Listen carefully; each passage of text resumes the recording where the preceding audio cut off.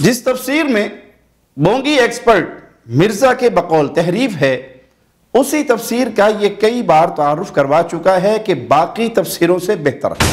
ہم نے اپنی ویب سائٹ پہ اسے رکھا ہوا ہے، یہ کہتے ہیں نکالو، ہم کہتے ہیں ڈالو۔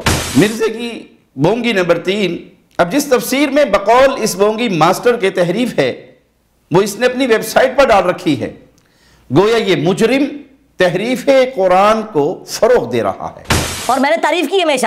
یہ اس بونگی ماسٹر کی چوتھی بونگی اور بدعقلی کی واضح مثال ہے۔ کس کے بہتان کے مطابق جس تفسیر میں تحریف ہے اس نے ہمیشہ اس تفسیر کی تعریف کی ہے، مت ماری گئی ہے منگول کی، وگرنہ ایسی باتیں نہ کرتا۔ مرزا منگول تو چلا تھا فضیلت الشیخ صلاح الدین یوسف رحمہ اللہ پر ناحق تحریف کی تہمت لگانے، لیکن خود قرآن مجید پر جھوٹ بول گیا۔ اب رہی امیر المؤمنین امیر معاویہ رضی اللہ عنہ وارضاہ کی حکومت، تو ان رافضیوں کا اصل غم یہی ہے کہ امیر معاویہ کی حکومت کسی صورت میں صحیح ثابت نہ ہو، اگرچہ قرآن اور حدیث کا انکار بھی کرنا پڑے تو کر دیا جائے۔ ہر لمحہ قرآن اور سنت کا ترجمان، فضیلت الشیخ توصیف الرحمن۔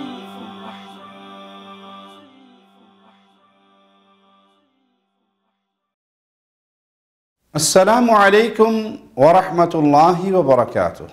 ان الحمد للہ نحمده ونستعینه ونستغفره ونعوذ باللہ من شرور انفسنا ومن سیئات اعمالنا، من يهده الله فلا مضل له ومن يضلل فلا هادي له، اشهد ان لا اله الا الله وحده لا شريك له واشهد ان محمدا عبده ورسوله، اما بعد۔ انجینئر محمد علی مرزا جس نے ہمارے خلاف 5 الزامات والی گفتگو کی، اس کا جوابی سلسلہ جاری و ساری ہے۔ اب تک الحمدللہ اس کے 13 دروس منظر عام پر آ چکے ہیں اور تقریباً اتنے ہی باقی ہیں، اور یہ بات تو واضح ہے کہ مرزا منگول تک ہمارے بیانات پہنچ رہے ہیں، لیکن وہ ہماری گفتگو کا علمی کتابی جواب دینے سے بالکل عاجز اور بے بس ہے۔ البتہ اپنے دوسرے چینلز پر ان بیانات کے جواب دینے کا دھوکہ ضرور دیتا چلا آ رہا ہے، جس میں تھم نیل پر جھوٹی تہمت لگا دیتا ہے، ہمارا کوئی مختصر سا کلپ دکھا کر جواب میں اپنا کوئی پرانا بیان لگا دیتا ہے، جس میں اس کے لگائے بہتان کی وضاحت نہیں ہوتی۔ اگر کوئی ایسی بات ہو تب بھی وہ نیری تہمت ہی ہوتی ہے۔ ایسا ہی اس کا ایک کلپ ہمارے سامنے آیا جس کا عنوان ہے وہابی مولوی کی قرآن میں تحریف، قرآن سے ملوکیت کی دلیل۔ اس کے شروع میں ملوکیت کے حوالے سے ہمارا 1 منٹ کا کلپ چلایا۔ ہم نے یہ بات کیوں بیان کی تھی؟ مرزا نے اس حقیقت کو بھی چھپانے کی کوشش کی۔ یہ ہمارے جوابی بیان کے سلسلہ نمبر 7 بعنوان سیدنا ابو الغادیہ رضی اللہ عنہ وارضاہ پر بحث، اس کا ایک حصہ ہے۔ آپ سیاق و سباق جاننے کے لیے مکمل بات دیکھ لیں۔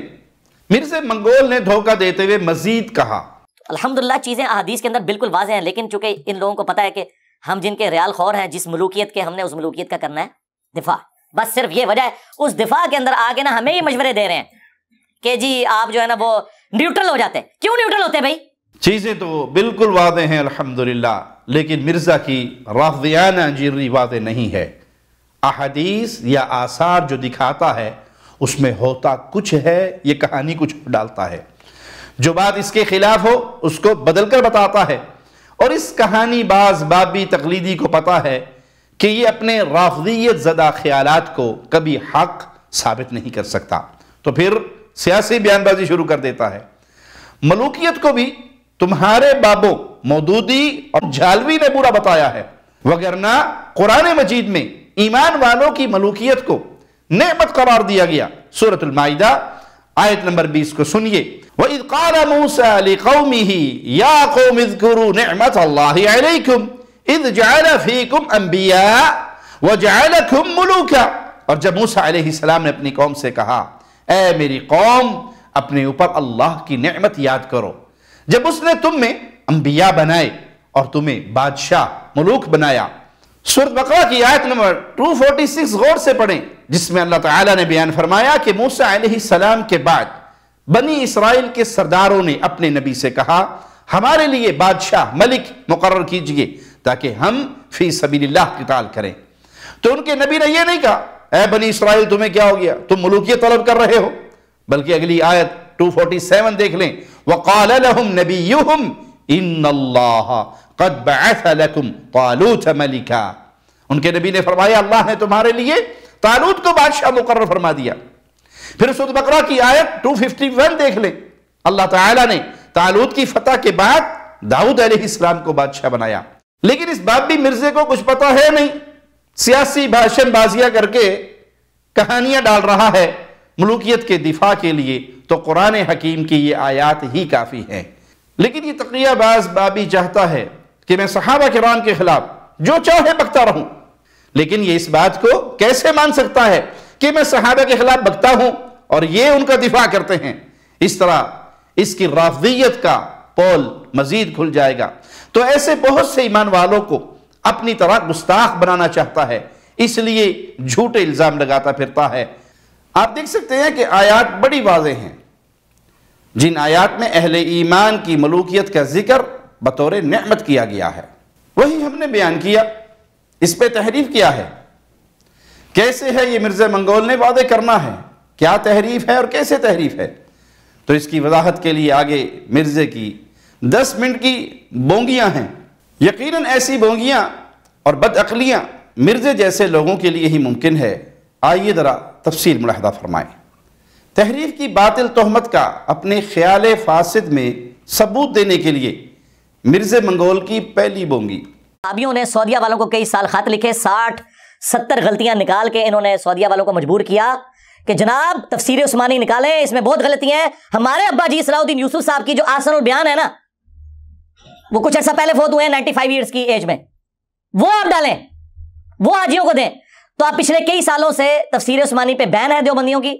سعودی حکومت اب شاہ فہد پرنٹنگ پریس سے دارالاسلام والوں سے انہوں نے رائٹس لے کے احسن البیان جو حاجیوں کو مفت قرآن دیا جاتا ہے، اتنا موٹا وہ بلو بائنڈنگ کے اندر، جو میں نے بھی کئی دفعہ تعارف کروایا کہ کمپیریٹیولی باقیوں سے بہتر وہ تفسیر ہے، اکثر چیزیں انہوں نے قرآن و سنت سے بیان کی ہیں۔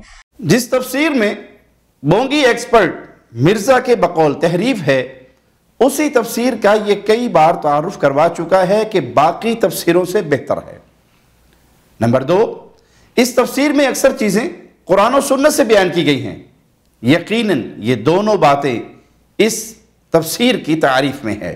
مزید سنیے، ہم نے اپنی ویب سائٹ پہ اسے رکھا ہوا ہے، یہ کہتے ہیں نکالو، ہم کہتے ہیں ڈالو۔ مرزا کی بونگی نمبر 3، اب جس تفسیر میں بقول اس بونگی ماسٹر کے تحریف ہے، وہ اس نے اپنی ویب سائٹ پر ڈال رکھی ہے۔ گویا یہ مجرم تحریف قرآن کو فروغ دے رہا ہے۔ اس کو تو دین اسلام کی بنیادی باتوں کا بھی علم نہیں، وگرنہ تحریف قرآن کفری عمل ہے، اور کفر کو فروغ دینا شیطانی مشن ہے۔ اب یہ یا تو شیطانی مشن میں مصروف ہے یا پھر قرآن کی تحریف کے الزام میں جھوٹا ہے۔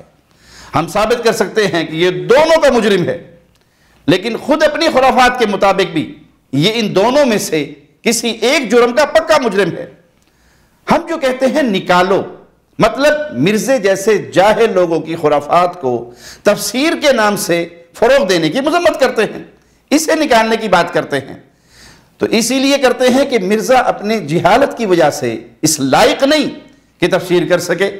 یہ جو کہتا ہے ہماری تفسیر احسن البیان کے بارے میں کہ اسے ویب سائٹ وغیرہ پر ڈالنے کی بات کرتا ہے، بلکہ اپنی ویب سائٹ پر رکھتا ہے، تو اس کی وجہ یہ کہ یہ جھوٹا ہے۔ حقیقت یہ بھی جانتا ہے کہ یہ ایک اچھی تفسیر ہے، باقی کوئی مفسر معصوم عن الخطا نہیں ہے۔ مزید سنیے مرزا کیا کہتا ہے، اور میں نے تعریف کی ہمیشہ۔ یہ اس بونگی ماسٹر کی چوتھی بونگی اور بدعقلی کی واضح مثال ہے۔ کس کے بہتان کے مطابق جس تفسیر میں تحریف ہے، اس نے ہمیشہ اس تفسیر کی تعریف کی ہے۔ مت ماری گئی ہے منگول کی، وگرنہ ایسی باتیں نہ کرتا۔ اب آگے سنیں بونگی ماسٹر مرزا منگول کی 5ویں بونگی۔ اگرچہ صلاح الدین یوسف صاحب سے ہمارے اختلافات ہیں علیحدہ سے، وہ ایک الگ بات، لیکن تفسیر کے اوپر ان کی تفسیر ڈلی ہوئی ہے، اور ان کو زوم ہے نا، اور یہ ناز کرتے ہیں تفسیر کے اوپر، یہاں تک کہ ابن کثیر میں بھی جو سکم تھے نا وہ اس تفسیر میں موجود نہیں، اور میں یہ ایگری کرتا ہوں۔ ویسے تو مرزا منگول کی ذمہ داری ہے کہ اس بیان میں جو کچھ ہماری طرف منسوب کیا اس کا پہلے ثبوت دیتا، لیکن فرض کیجئے کہ ہمیں ناز ہوتا بھی تو بے جانا ہوتا کہ مرزا تو اس پر بھی ایگری کرتا ہے، اس بد عقل سے کوئی پوچھے پھر اس بات کو بیان کرنے کا مقصد کیا ہوا؟ عجیب انسان ہے، جس بات پر ایگری ہے اسے بھی اعتراض کی صورت میں پیش کرتا ہے نا بونگا جیا۔ آگے سنیں منگول صاحب کی بونگی نمبر 6۔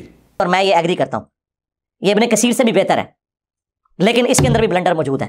مرزا کے نزدیک فضیلت الشیخ صلاح الدین یوسف رحمہ اللہ کی تفسیر امام ابن کثیر رحمہ اللہ کی تفسیر سے بھی بہتر ہے، تو اس اعتبار سے یہ اس تفسیر کا پلس پوائنٹ ہوا، الحمدللہ۔ آگے مرزا نے بلنڈر کی جو تہمت لگائی اس کی تفصیل سے ثابت ہو جائے گا کہ در حقیقت یہ مرزا منگول کا اپنا بلنڈر ہے۔ تو سنیے مرزا کی بونگی نمبر 7۔ اب چونکہ انہوں نے مجھے چھیڑا ہے تو پھر میں تو یہ صاف کروں گا، میں بتاؤں گا کہ تمہارے بزرگ قرآن کے اندر تحریف کر کے گئے ہیں۔ میاں منگول خواب دیکھنا چھوڑ دو، تم کیا کسی کی طبیعت صاف کرو گے؟ تمہاری اپنی طبیعت خراب بلکہ بدترین ہو چکی ہے۔ تحریف کا بہتان اس نے صرف اس لیے لگایا کہ اس کے خیال میں اس نازک پری کو کسی نے چھیڑ دیا۔ آگے سنیے مرزا کی باتیں۔ اہل حدیث کا بدترین دشمن جو دن رات اہل الحدیث پر تہمتیں لگاتا نہیں تھکتا، وہی مرزا اہل حدیث کی تعریف پہ مجبور ہے۔ اس کے لیے دیکھیے اس کی بونگی نمبر 8۔ ویسے تو کئی مثالیں میں دے سکتا ہوں، لیکن چونکہ یہ ماموں پارٹی ہے نا، ہاں ان کی جو دکھتی بھی رگ ہے نا وہ یہی ہے، یہی پکڑنی ہے جس کی وجہ سے یہ گمراہ ہوئے ہیں۔ باقی تو اہل حدیث ماشاءاللہ ہم تو اپنے اسٹوڈنٹس کو کہتے ہیں اہل حدیث سب سے بہتر نماز پڑھتے ہیں، اہل حدیث کے سب سے بہتر عقیدے ہیں، آپ ان کے پیچھے نماز پڑھا کریں، سب کچھ ہے۔ ہمیں تو ان سے ایسا سوائے ایک ماموں والے ایشو کے اور تو کوئی اختلاف نہیں ہے۔ یہ ہے عقل و ویلی رافضی پارٹی کا معیار۔ کبیر معاویہ رضی اللہ عنہ وارضاہ کی دشمنی میں اندھا ہو چکا ہے، جن کے احترام کا خود ڈھونگ بھی رچتا ہے، اسی لیے اہل الحدیث کو گمراہ کہہ گیا۔ تقیہ باز رافضی، جب تم جھوٹے دعوے کرتے ہو کہ ہم معاویہ کا احترام کرتے ہیں، تو اہل حدیث جو حقیقت میں امیر المؤمنین امیر معاویہ رضی اللہ عنہ وارضاہ کا احترام کرتے ہیں، ان پر لگائے جھوٹے رافضیوں کی تہمت کا رد کرتے ہیں، تو تم انہیں گمراہ کیوں کہہ رہے ہو؟ احترام کا دعویٰ تو تمہارا بھی ہے، باقی بات واضح ہے کہ دشمن ہونے کے باوجود ہمارے عقائد کی تائید کرتا ہے۔ آگے اس کی بونگی نمبر 9 دیکھیں اور سنیں۔ مرزا جاہل تفسیر کی غلطیاں بتانے جا رہا ہے، لیکن احسن البیان کے جس حصے پر اعتراض کر رہا ہے اور جو اسکرین شاٹ اس نے لگایا ہے وہ ہم ساتھ ہی لگا رہے ہیں، اس کو سامنے رکھتے مرزا کا بہتان سنیں اور ٹیلی کریں کہ کیسے بات گھڑ کر پیش کر رہا ہے۔ لیکن جو تفسیر کے اندر غلطیاں ہیں وہ تو ہیں۔ سورۃ البقرہ میں جہاں طالوت اور جالوت کی جنگ کا ذکر آیا تو وہاں پر اللہ تعالیٰ فرماتا ہے کہ اس وقت بنی اسرائیل نے ریکویسٹ کی وقت کے پیغمبر کو، جو ہمیں تورات سے پتہ چلتا ہے سموئیل پیغمبر تھے، کہ آپ ہمارے لیے ایک بادشاہ مقرر کریں کہ ہم اس کی سرکردگی میں قتال اور جہاد کریں اور شام کی سرزمین کافروں سے واپس لیں۔ تو انہوں نے طالوت کو مقرر کیا بادشاہ، اور انہوں نے پھر جالوت کو شکست دی، اور پھر داؤد علیہ السلام منظر عام پہ آئے کیونکہ انہوں نے قتل کیا تھا جالوت کو، اور طالوت علیہ السلام نے اپنی بیٹی کا نکاح حضرت داؤد کے ساتھ کیا، داؤد بھی پیغمبر بنے، پھر ان کے بیٹے حضرت سلیمان علیہ السلام بھی پیغمبر بنے۔ اب یہ قرآن میں یہ لکھا ہوا ہے۔ مرزا منگول تو چلا تھا فضیلت الشیخ صلاح الدین یوسف رحمہ اللہ پر ناحق تحریف کی تہمت لگانے، لیکن خود قرآن مجید پر جھوٹ بول گیا کہ اب یہ قرآن میں لکھا ہوا ہے، جن میں اس نے یہ بات بھی بیان کی طالوت علیہ السلام نے اپنی بیٹی کا نکاح داؤد علیہ السلام کے ساتھ کیا۔ یہ واقعہ قرآن مجید میں سورۃ البقرہ کی آیت 246 سے لے کر 251 تک مذکور ہے۔ اس میں یہ بات تو بالکل نہیں کہ طالوت نے اپنی بیٹی کا نکاح داؤد علیہ السلام سے کیا، اس کے علاوہ بھی کہیں نہیں، لیکن یہ جاہل قرآن مجید پر جھوٹ بول گیا اور پھر کہتا کہ میں نے تو قرآن پہ ساری زندگی لگائی ہوئی ہے۔ ککھ نہیں لگایا۔ اس جھوٹے نے ایسے ہی خود کو بڑا دکھانے کی کوششوں میں ہلاک ہو جانا ہے۔ جس نے زندگی میں ایک بار بھی توجہ سے صحیح سمجھ کر قرآن مجید کا مطالعہ کیا ہو، وہ قرآن میں نہ پائے جانے والی باتوں کے بارے میں یہ کبھی نہیں کہہ سکتا کہ یہ قرآن میں لکھا ہے۔ اس کے اندھے مقلد اس کو پکڑیں کہ قرآن میں دکھاؤ، نہیں دکھا سکتے تو کم از کم اپنے جھوٹ سے توبہ ہی کر لو۔ تم نے صلاح الدین یوسف رحمہ اللہ کی تفسیر کا جو حصہ لگایا ہے ذرا اس کو غور سے دیکھ تو لو اور سنیں مرزا مزید کیا کہتا ہے، اور یہ ہے اس کی بونگی نمبر 10۔ اب یہ قرآن میں یہ لکھا ہوا ہے اور نیچے تفسیر میں اپنے ریال حلال کرنے کے لیے پتہ کیا لکھ رہے ہیں کہ اس سے پتہ چلا کہ جو لوگ ملوکیت کے خلاف بولتے ہیں نا انہیں درس عبرت اس حوالے سے حاصل کرنا چاہیے کہ اللہ تعالیٰ تو ملوکیت کو، بادشاہت کو پروموٹ کر رہا ہے قرآن کے اندر۔ کٹی جی تفسیر نے بچوں شیخ صلاح الدین رحمہ اللہ نے جو کچھ لکھا آپ خود بھی غور سے پڑھ لیں، اس میں مرزے والے الفاظ تو ہیں ہی نہیں، باقی جو انہوں نے لکھا وہ بالکل صحیح لکھا ہے کہ نبی کی موجودگی میں بادشاہ مقرر کرنے کا مطالبہ بادشاہت کے جواز کی دلیل ہے، کیونکہ اگر بادشاہت، ملوکیت جائز نہ ہوتی تو اللہ مالک الملک اس مطالبے کو رد فرما دیتا، لیکن اللہ تعالیٰ نے اس معاملے کو رد نہیں فرمایا، اس طلب کو رد نہیں فرمایا، بلکہ طالوت کو ان کے لیے بادشاہ مقرر کر دیا۔ جیسے کہ آگے آ رہا ہے، اس سے معلوم ہوا کہ بادشاہ اگر مطلق العنان نہیں ہے بلکہ وہ احکام الہی کا پابند اور عدل و انصاف کرنے والا ہے تو اس کی بادشاہت جائز ہی نہیں بلکہ مطلوب و محبوب بھی ہے۔ مزید دیکھیے سورۃ المائدہ آیت نمبر 20 کا حاشیہ، یہ ہے شیخ رحمہ اللہ کی تحریر جو ان آیات کی بالکل صحیح ترجمانی ہے۔ اب مرزے نے اس تفسیر کے خلاف جو بونگیاں ماری وہ بھی سن لیں، بونگے کی بونگی نمبر 11۔ یار تمہارے جو ماموں تھے یا تمہارے بنو امیہ کے باقی بادشاہ ہیں ان کو اللہ نے وحی کے ذریعے بنایا تھا، تو بنی اسرائیل کے بادشاہ تو وحی کے ذریعے بنے تھے، کتنا زمین و آسمان کا فرق ہے۔ اور عقل و ویلی پارٹی جو چیز تمہارے دین زیر تدوین میں حرام ہے، قیصر و کسریٰ کی سنت ہے، کفار کا نظام ہے، اللہ تعالیٰ نے بذریعہ وحی اس کا انتظام فرمایا، ایک دو بار کا قصہ نہیں بلکہ کئی بادشاہ بنائے، حتیٰ کہ بعض انبیاء کو بھی بادشاہ بنایا، بذریعہ وحی اللہ تعالیٰ نے اچھی اور بہترین چیزیں قائم فرمائی ہیں یا بیکار و بدترین، نعوذ باللہ ثم نعوذ باللہ، بذریعہ وحی بادشاہ بنانے سے یہ بات واضح طور پر ثابت ہو جاتی ہے کہ یہ سرے سے کوئی بری چیز نہیں، لیکن بغض معاویہ کا یہ مجرم صرف ان کی دشمنی میں اللہ تعالیٰ اور قرآن و حدیث کی مخالفت پہ اڑ گیا ہے، اور نعوذ باللہ اللہ کے فعل پہ بھی اعتراض کر رہا ہے، کیونکہ اس کے ایک ابے مودودی صاحب اور دوسرے روحانی ابے اسحاق جھالوی نے ملوکیت کو برا جانا اور برا بتایا۔ اب رہی امیر المؤمنین امیر معاویہ رضی اللہ عنہ وارضاہ کی حکومت، تو ان رافضیوں کا اصل غم یہی ہے کہ امیر معاویہ کی حکومت کسی صورت میں صحیح ثابت نہ ہو، اگرچہ قرآن اور حدیث کا انکار بھی کرنا پڑے تو کر دیا جائے۔ ہم تو دلائل دیں گے قرآن و حدیث سے، بار بار دیں گے، خواہ مرزے کا نفس نہ بھی مانے تب بھی ہم دیں گے۔ مرزا بلکہ اس کا ابا مودودی بھی صحیح احادیث کو وہی مانتا تھا۔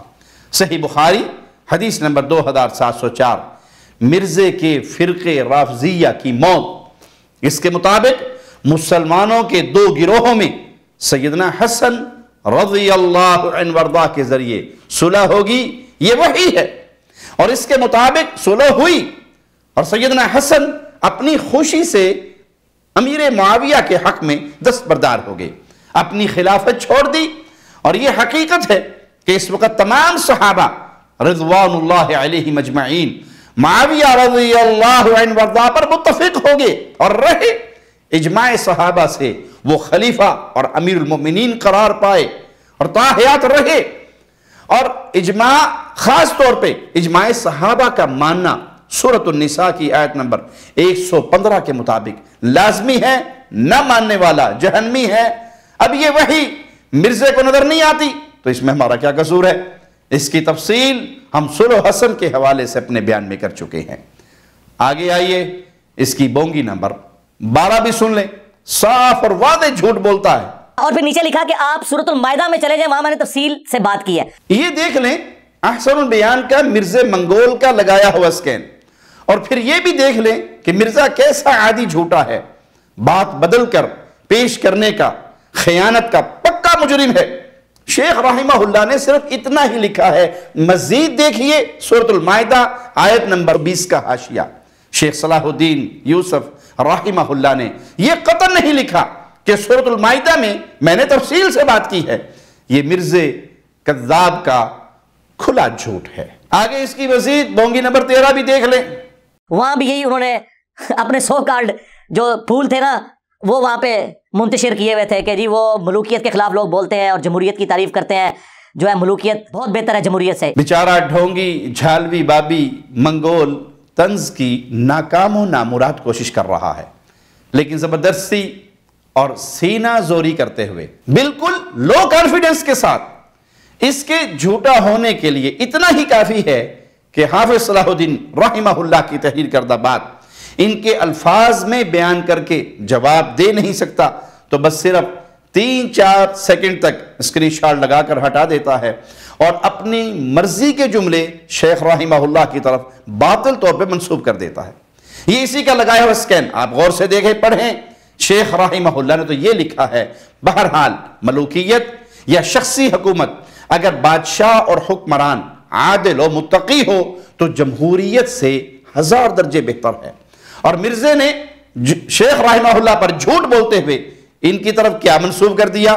ملوکیت بہت بہتر ہے جمہوریت سے. شیخ صلاح الدین رحمہ اللہ نے تو عادل اور متقی بادشاہ کو جمہوریت سے بہتر قرار دیا، لیکن مرزا یہ بات کھا پی گیا اور ساتھ ہی اپنا جھوٹا تبصرہ ملا دیا، اس لیے کہ ملوکیت میں آپ حق بات کریں تو قتل کر دیتے ہیں، جمہوریت میں آپ پرائم منسٹر کے خلاف بھی بات کریں تو یہ آپ کا رائٹ ہے. او بونگیا عقلوں ویلیا، شیخ رحمہ اللہ نے عادل اور متقی بادشاہ کی بات کی تھی. عادل اور متقی بادشاہ کبھی بھی صرف اپنے خلاف بولنے پر قتل نہیں کرواتا. ہاں ملک میں فتنہ و فساد پھیلانے والوں کا معاملہ جدا ہوتا ہے. اب اپنی ان باتوں سے مرزا یہ بات تو پی ہی گیا کہ سورۃ المائدہ کی آیت 120 میں اللہ تعالیٰ نے نبوت اور ملوکیت کو نعمت کیوں قرار دیا؟ جب اللہ تعالیٰ نے ملوکیت کو نعمت قرار دیا تو تم اپنے ابو مودودی اور جھالوی کے اندھے مقلد بن کر ملوکیت میں سارے جہاں کی برائیاں جمع کرنے والے کون ہوتے ہو؟ 100 ہاتھ رسات سیرت گنڈ. مرزے نے قرآن مجید کی ان آیات سے ثابت ہونے والی بات ماننی نہیں اور اس کی کوشش ہے کہ اس کے اندھے مقلد بھی نہ مانے تو الٹا چور کوتوال کو ڈانٹے اس کا مصداق بن کر ناحق ہم پر تحریف قرآن کا بہتان لگا رہا ہے. بالکل ایسے ہی جیسے چور مچائے شور، یہ فارمولہ اس نے اپنایا ہے. حالانکہ اس کی تفسیر کرتے مرزے کے اب مودودی نے اس جگہ ملوکیت کے خلاف کچھ کہنے کی گنجائش نہیں پائی. تفہیم القرآن جلد 1 صفحہ 458 ذرا غور سے دیکھ لیں. بس بادشاہ کی جگہ پر فرما روا لکھ دیا. سنیے مرزا منگول کی بونگی نمبر 14. تم بھی تو کہتے ہو یہ حدیث جمہور محدثین کے نزدیک صحیح ہے، تو وہاں جمہوریت آ جاتی ہے نا. عقل سے پیدل پارٹی محدثین کے جمہور میں سارے ہی محدث ہوتے ہیں، اسی طرح جمہور مفسرین میں سارے ہی مفسر ہوتے ہیں. جب جمہور فقہا کہا جاتا ہے تو اس میں بھی سارے فقیہ ہوتے ہیں، لیکن اس جمہوریت میں جو تمہارے ہاں پائی جاتی ہے اس میں فضیلت شیخ ابو یحییٰ نور پوری جیسا عالم اور منگول جیسا جاہل برابر ہے، دونوں کی رائے برابر ہے.